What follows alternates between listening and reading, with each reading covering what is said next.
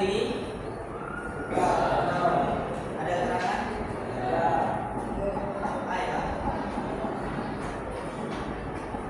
Ahmad Dawal, Asra Rifki,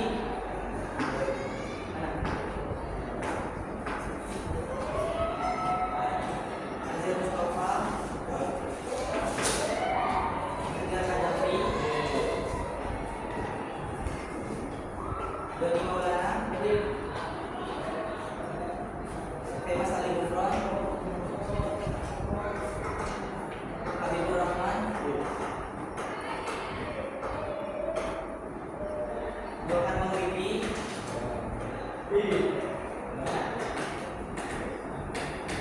Yahya Mutfon,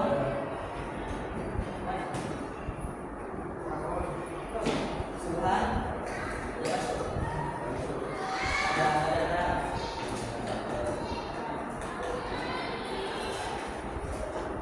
Muhammad Arkan, Muhammad Faisal, Muhammad Eki, Muhammad Rizki,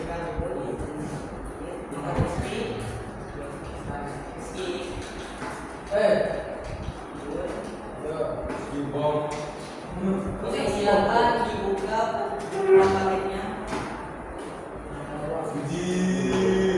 Gak tahu apa Mostain.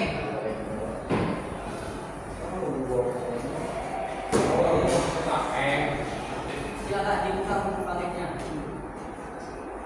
Oke, sebelum saya mulai ke materi selanjutnya, ada di sini aja. Kemarin kita belajar tentang apa aja? Oh, lupa. Manfaat sejarah apa lagi? Apa? Ya keras dong. Apa? Terus apa lagi? Bisa.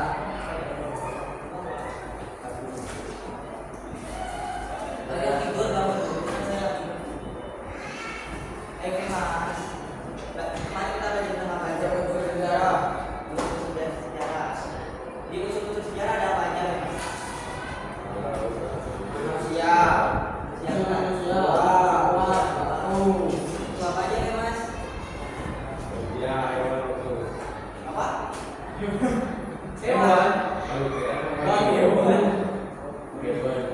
Bukan hewan. Lupa. Bukan makhluk hidup. Coba yang lain apa? Manusia.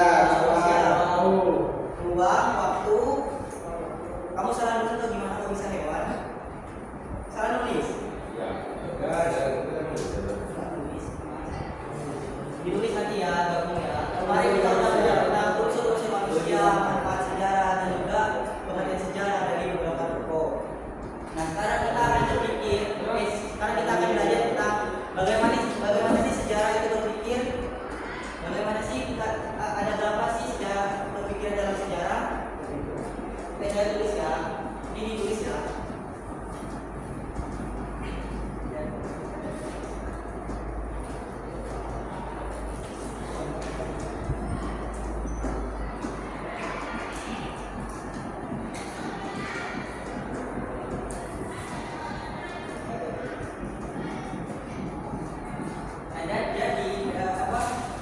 Cara berpikir dalam sejarah itu ada dua.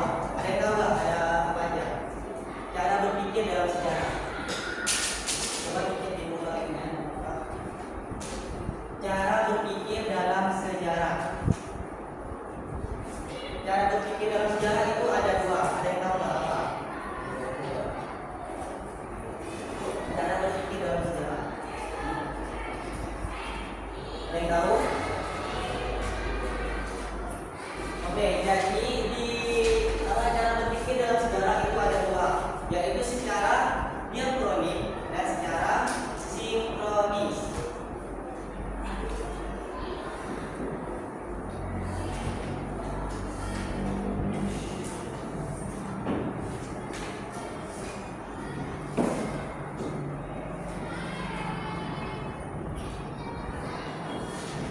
Nah, jadi di dalam sejarah itu ada dua ini. Yang pertama ada diakronik dan sinkronis. Oke, saya jelaskan satu-satu.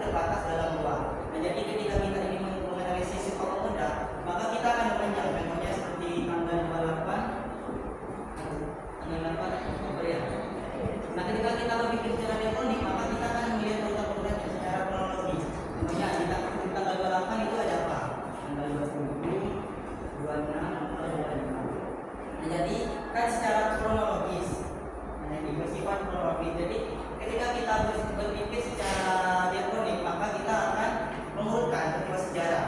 Contohnya kayak ada sebab dan akibat. Sumpah Pemuda itu sebabnya karena apa sih? Akibatnya karena apa sih? Seperti itu. Contohnya di tanggal 25 adanya konflik antara masyarakat dan pemerintah.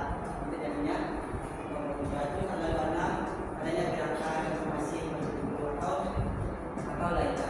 Nah, jadi tidaknya tanggal 28 adanya Sumpah Pemuda yang dilakukan oleh para rakyat Indonesia.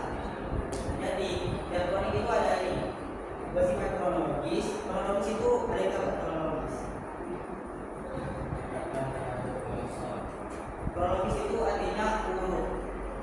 Jadi ketika kita ingin menulis tentang sejarah, maka kita harus urut. Di tanggal 23 ada apa, di tanggal 26 ada apa, di tanggal 27 ada apa, di tanggal 28 ada apa. Jadi di sini kita difokuskan ke waktu. Ketika kita menjelaskan tentang diakronik. Nah, sebaliknya kalau kita menjelaskan tentang sinkronik, maka itu akan kebalikannya. Jadi kan kalau di diakronik kan panjang dalam waktu, terbatas dalam ruang. Nah, kalau di sinkronik itu meluas dalam ruang, terbatas dalam waktu. Kita lagi saya jelaskan. Silakan ditulis dulu.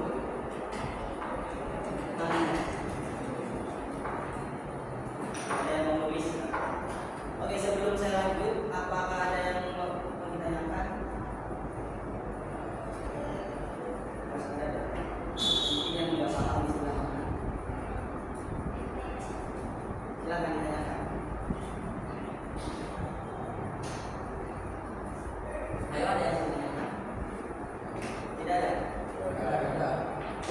Sudah nulis? Saya cek ya. Ini tulis dulu. Biar gak lupa sekarang. Yang lain. Sebenarnya cuma satu. Ada kan? Apa? Sudah selesai? Ya? Ya? Angga.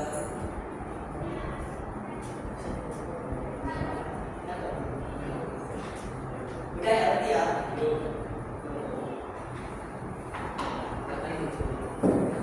Jadi intinya ketika kita berpikir secara diakronik, maka kita akan seperti ini, memanjang dalam waktu, terbatas dalam ruang. Tetapi kita harus secara kronologis, harus secara urut. Jadi nggak boleh kayak 28 dulu terus 27. Bukan urut kayak 23, 96, 27, 28. Nah, di dalam ini ada aktivitas apa aja, ada peristiwa apa aja.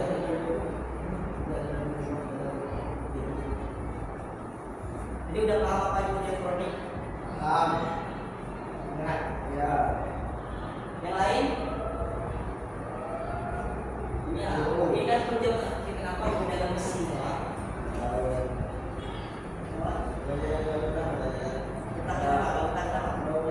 Baunya kan itu kalian juga nggak buat tiket, kalau buat tadi.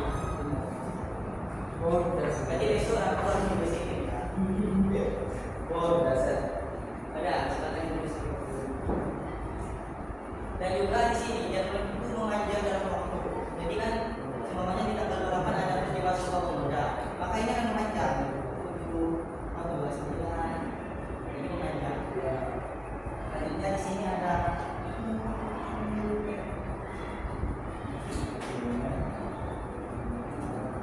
menjelaskan perubahan dan perkembangan. Nah, jadi perubahan dan perkembangan itu seperti apa sih? Jadi di tanggal 23 itu ada apa? Perkembangannya tanggal 24 itu ada apa? Perubahannya itu apa sampai tanggal 28. Selanjutnya di sini menganalisis hubungan sebab dan akibat. Nah, jadi tidak semata-mata hanya mengurutkan, tapi juga harus mendukung. Tanggal 23 sama 26 itu jadi kayak peristiwa apa ya? Kemerdekaan. Nah, kemerdekaan itu tahun berapa? Kemerdekaan tahun berapa? Tanggal berapa? Banyak lain tanggal berapa? Indonesia merdeka tanggal berapa? 17 tahun 1945.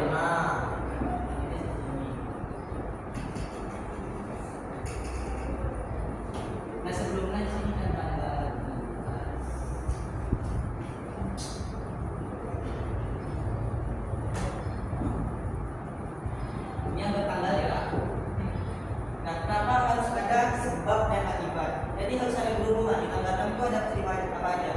contohnya nih, ketika kemerdekaan ini tanggal 6 ada pengeboman di Jepang, itu di Hiroshima oleh apa? Ya nggak apa-apa. Kan di tanggal 6 itu Jepang itu dibom oleh Amerika di Hiroshima. Ya. Terus kan dibom di sini kan. Terus tanggal 9 Jepang itu menyerang ke Sekutu. Tanggal 9 itu ini harus berhubungan ya. Makanya kayak tanggal 9 itu berhubungan. Tanggal 9 kan Jepang menyerang ke Sekutu kan. Ya. Terus tanggal 14 ada persiapan proklamasi. Terus tanggal 16 ada tahu peristiwa yang Deklo. Peristiwa yang Deklo. Ya. Tahu? Peristiwa yang Deklo. Itu terjadi tanggal 16. Peristiwa yang Deklo. Ada tahu apa? Ya itu. Jadi peristiwa yang Deklo itu adalah penculikan Insinyur Soekarno. Oh ya. Ada tahu? Ada tahu? Ya tahu. Ya. Jadi tanggal 16 kan di sini sebelum kemerdekaan itu kan ada perbedaan pendapat dari golongan pemuda dan golongan tua. Nah karena Insinyur Soekarno masuk golongan tua, golongan pemuda itu menyenakan untuk Insinyur Soekarno ke Deklo agar supaya memerdekakan kemerdekaan Indonesia. Nah sebenarnya golongan tua itu nggak mau memerdekakan, tapi nunggu dari Jepang dulu, karena dia nggak mau mengambil resiko. Tapi golongan pemuda kan pasti gitu. Kenapa masih menunjukkan kita udah punya kesempatan buat merdeka? Ya udah merdeka aja gitu.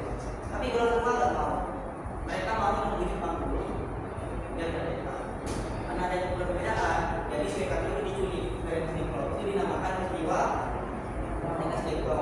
Terus pada tanggal 17 dia ada puncaknya, yaitu kemerdekaan, pembacaan proklamasi Pancasila. Proklamasi kemerdekaan Indonesia Pancasila. Nah jadi seperti itu. Jadi semuanya ini saling berhubungan. Nah itu yang dimaksud ada. Kenapa? Golongan pemuda diculik supaya mau memerdekakan kemerdekaan Indonesia. Ya baik. Jadi apa yang disuruh nulis? Kemerdekaan Indonesia. Jadi diakron itu saling berhubungan, tapi secara umum juga. Nah kalau udah paham? Selesai. Selesai masih ada sih. Udah ditulis. Yang ini masih belum.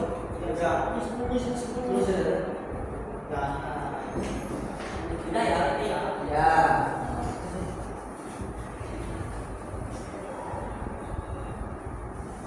Oke, nanti mungkin saya tulis visi-visi barangnya. Ininya berapa?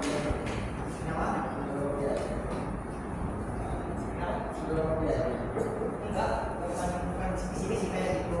Kalau kayak gitu enak ada itu. Jadi sudah ada yang juga enggak.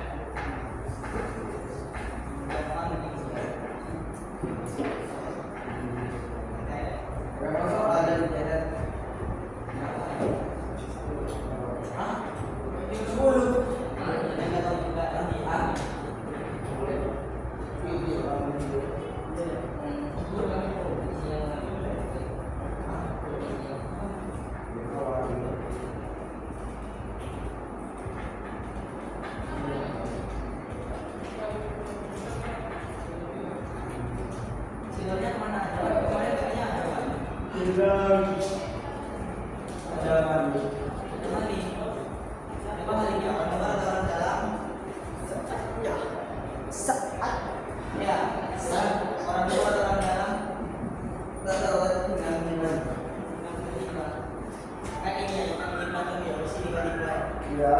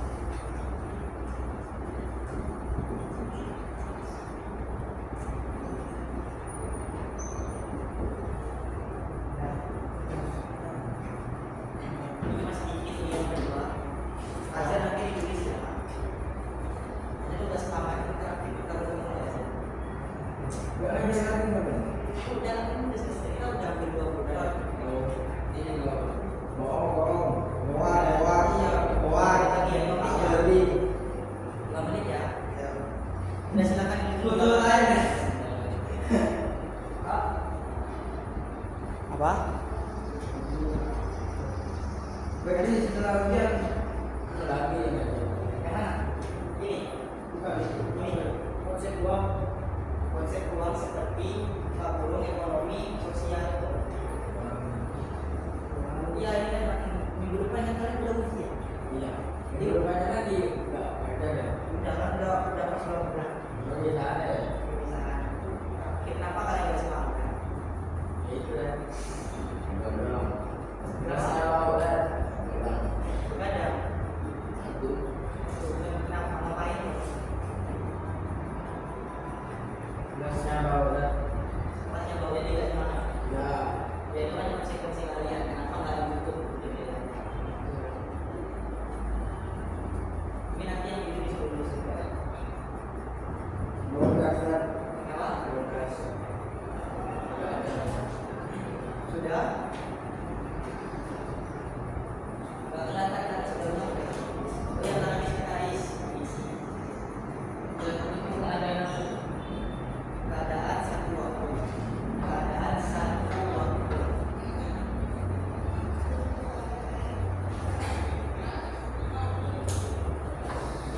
Sudah? Sudah, oke kali ini kita membahas tentang sinkronik dalam sejarah. Sinkronik menurut KBBI adalah bersangkutan dengan peristiwa yang terjadi dalam suatu waktu, suatu masa meluas dalam konsep ruang seperti ekonomi, sosial, politik, dan serta dalam dimensi waktu. Kalau yang elektronik tadi kan kebalikan, memanjang dalam waktu, terbatas dalam ruang. Nah kalau yang sinkronik meluas dalam ruang, terbatas dalam waktu. Jadi ini kebalikannya, berlawanan. Kalau yang diakronik itu meluas dalam waktu, terbatas dalam ruang. Tapi kalau yang sinkronik ini meluas dalam ruang dan terbatas dalam waktu. Oke, selanjutnya di sini ada ciri-cirinya. Selesai. Kamu lihat dari mana? Iya, sudah. Tidak. Nah, dia itu dimensi ini dan terbatas dalam dimensi waktu. Oke, selanjutnya di sini ada ciri-ciri sinkronik. Nah, yang pertama ada melebar dalam ruang, terbatas dalam waktu. Contohnya seperti kemerdekaan Indonesia saja, ya, itu saja. Nah, di kemerdekaan itu kan kita udah terbatas dalam waktu. Kalau tadi kan 4 jam, ada tanggal 26, 27, kan? Nah, kalau dalam sinkronik itu masa saja, satu waktu aja. Dan tanggal 17. Makanya terbatas dari waktu ya. Kenapa? Makanya kembalikan dari Ya, apa? Dibandingkan Ya, kebalikannya. Kalau tadi kan ada waktunya, ada tanggal 14, panjang. ada panjang. Kalau ini cuma satu waktu aja, tanggal 17. Tapi ruangnya itu luas. Nah, di dalam ini berdasarkan secara rinci. Kayak tidak bersifat analisis. Jadi di tanggal ini juga itu harus di analisis. Contohnya ada apa ya? Di tanggal 17, kayak kemerdekaan Indonesia itu dilakukan di mana? Azer yang orang Jakarta dilakukan di mana? Kemerdekaan Indonesia itu dulu dibacakan di mana?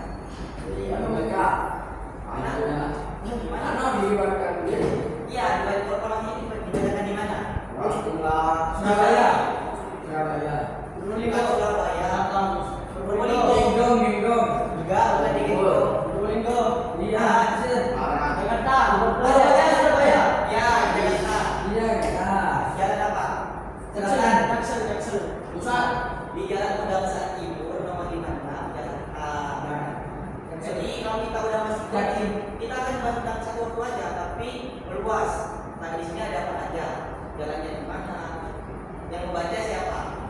Saya tahu ada beberapa orang yang ada dalam membaca tersebut. Jadi ini adalah kebalikan dari diakronik. Kalau diakronik kan memanjang dalam waktu, terus terbatas dalam. Nah kalau yang sinkronik Terbatas dalam meluas dalam waktu. Jadi waktunya cuma satu aja, tapi di dalam ini kita jelaskan banyak, kita harus banyak. Kita menjelaskan deskripsi keadaan satu waktu. Jadi di sini kita jelaskan ini sampai rinci, benar-benar rinci. Ada apa? Di sini tanggal 17.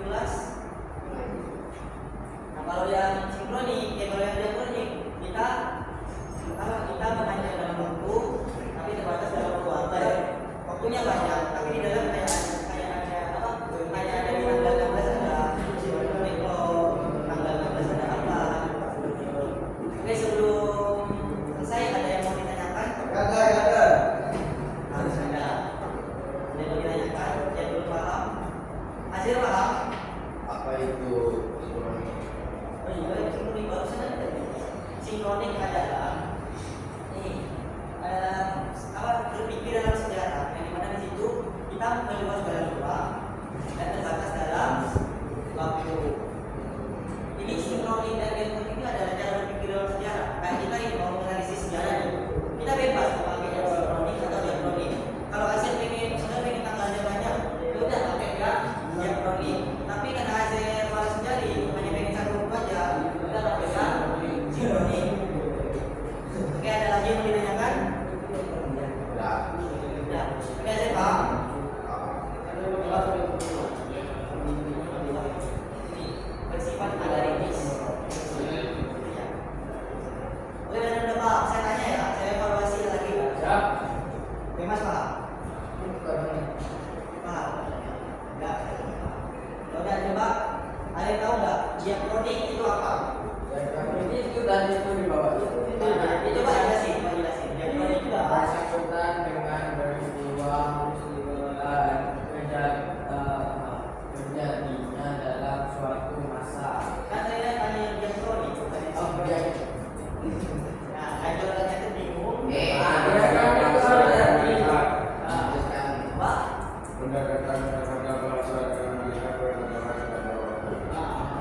jadi di dalamnya itu nanti kita akan membahas tentang tadi apa? Jadi kan saya bilang apa? Panjang dalam waktu, ya. Terbatas dalam ruang. Contohnya seperti apa? Selain kemerdekaan. Selain kemerdekaan, ya, itu ada Peristiwa sejarah kan banyak. Sampai Bildun. Ya. Yang di Indonesia aja kalau seperti itu. Indonesia ada yang apa?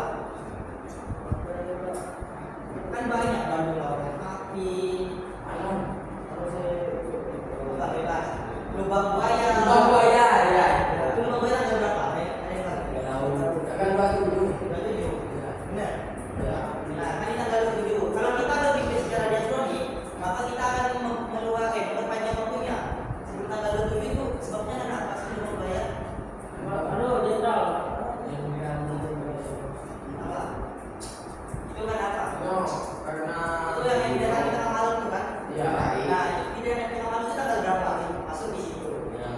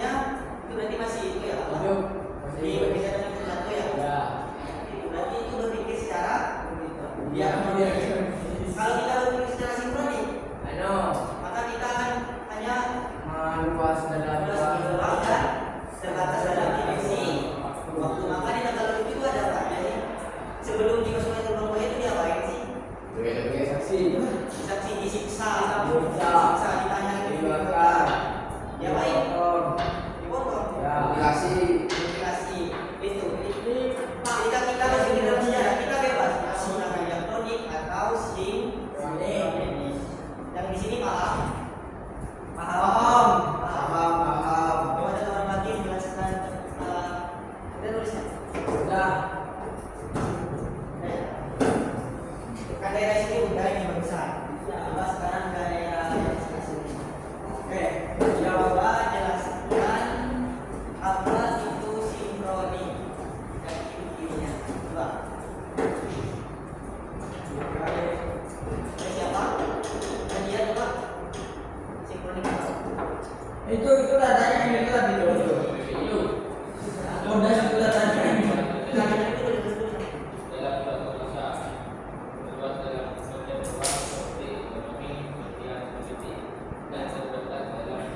Paham nggak maksudnya itu?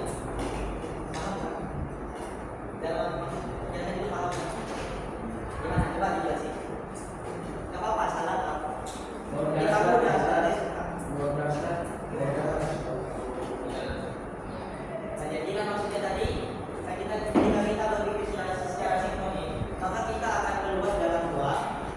Nah, jadi maksudnya dalam itu kayak kita menjelaskan secara detail tentang ruang pada tanggal tersebut. Contohnya nih, kayak tadi kemudian apa lagi? Buaya. Lubang buaya. Contohnya nih lubang. Ya, contohnya ini seperti itu lubang buaya. Nanti lubang buaya itu tanggal berapa? Nah, di situ ketika kita berpikir secara sinkronis, maka kita akan jelaskan secara rinci tentang tanggal 27 ini.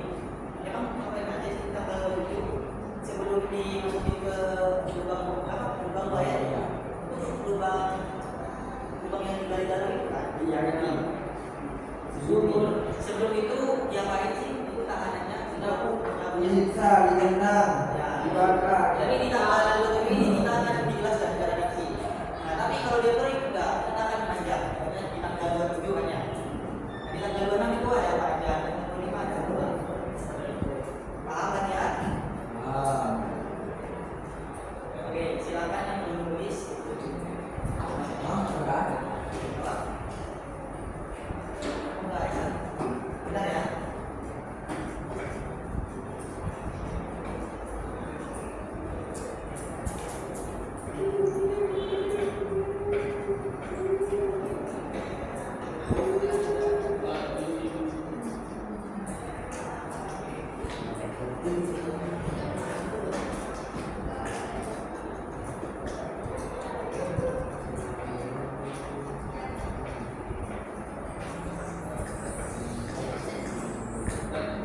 Lihat di sini. Lihat di sini. Benar ya?